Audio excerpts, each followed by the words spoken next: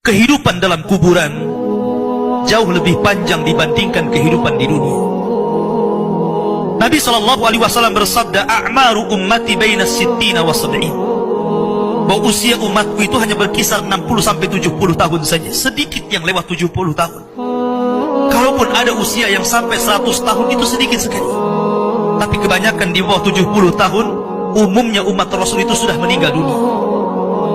Tetapi ketika orang masuk ke dalam kuburan, usia dia di kuburan sampai kiamat ditegakkan itu panjang sekali. Anda bisa bayangkan, orang yang meninggal sejak zaman Nabi Adam sampai hari ini kiamat tidak dibangkit-bangkitkan, menunjukkan bahwa kehidupan kuburan jauh lebih panjang dibandingkan kehidupan dunia.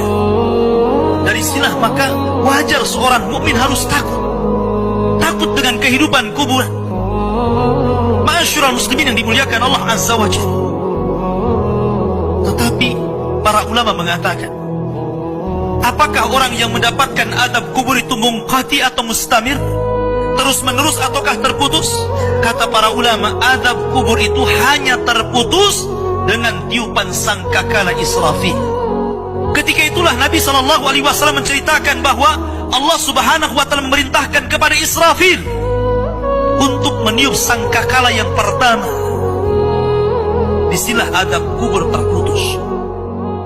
Karena ketika itu seluruh orang mati, baik orang yang ada di atas bumi atau yang ada di bawah bumi, baik kalangan jin, baik malaikat, kecuali makhluk-makhluk yang Allah kehendaki saja, semua hancur. Dan Abu Hurairah radhiyallahu anhu menceritakan kehancuran bumi setelah tiupan sangkakala itu adalah 40. Bisa 40 hari, bisa 40 bulan, bisa 40 tahun. Yang jelas Allah hancurkan bumi ini. Allah luapkan lautan ke daratan. Allah jatuhkan bintang. Allah hancurkan gunung sehingga seperti kapas yang dihempas angin. Itulah yang disebut dengan kehancuran alam atau hari kiamat. Baru setelah kemudian bumi tidak bulat lagi, tapi bumi terhampar. Allah ganti bumi yang kita pijak dengan bumi yang baru. Itulah yang disebut dengan padang mahsyar.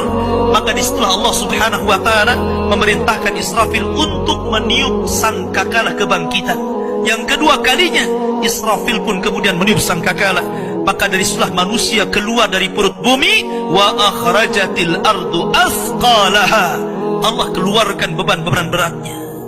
Disitulah orang-orang yang beriman, ketika mereka muncul dari kuburan, maka mereka akan berkumpul dengan keluarganya. Allah mengatakan, alladzina amanu wattaba'athum dzurriyyatuhum biimanin alhaqna bihim dzurriyyatuhum. Orang-orang yang beriman, kemudian keimanan diikuti oleh keluarganya, oleh istrinya, oleh suaminya, oleh bapaknya, oleh anak-anaknya, oleh cucu-cucunya.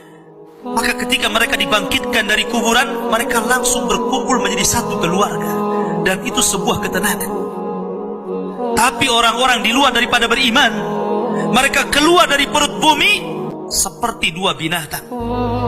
Pertama Allah contohkan dengan laron yang berterbangan. Anda bisa melihat laron apabila terbang di atas lampu atau di sekitar lampu. Lihat bagaimana cara terbangnya. Mereka akan saling tubruk dengan kawan-kawannya. Karena pada hari itu anak lari dari orang tuanya, suami lari dari istrinya, orang tua lari dari anaknya. Terkadang mereka bertubruk satu dengan yang lainnya. Yang kedua seperti belalang kal jaradil muntashir. Pertama seperti laron dulu, lari sana lari sini, yang dari barat ke timur, yang dari timur ke barat, yang dari selatan ke utara, yang dari utara ke selatan. Mereka kacau sehingga mereka mengatakan, ya wailana man ba'atsana min marqadina. Celaka, siapa yang membangunkan aku dari tidurku? Tapi orang-orang yang beriman hanya mengatakan, hadza ma wa'adar rahman wa sadaqal mursalin. Inilah janji Allah kepada kalian dan benarlah ucapan para rasul. Baru setelah itu dari padang mahsyar berteriak seorang yang Allah suruh untuk berteriak.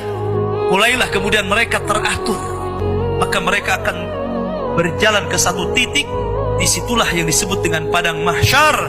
Mereka akan tinggal selama 50 tahun telanjang, kembali tidak dikhitan, tidak pakai sandal, matahari dekatkan 1 mil, keringat bercucuran, tidak ada makan, tidak ada minum. Mereka berdiri 50 tahun.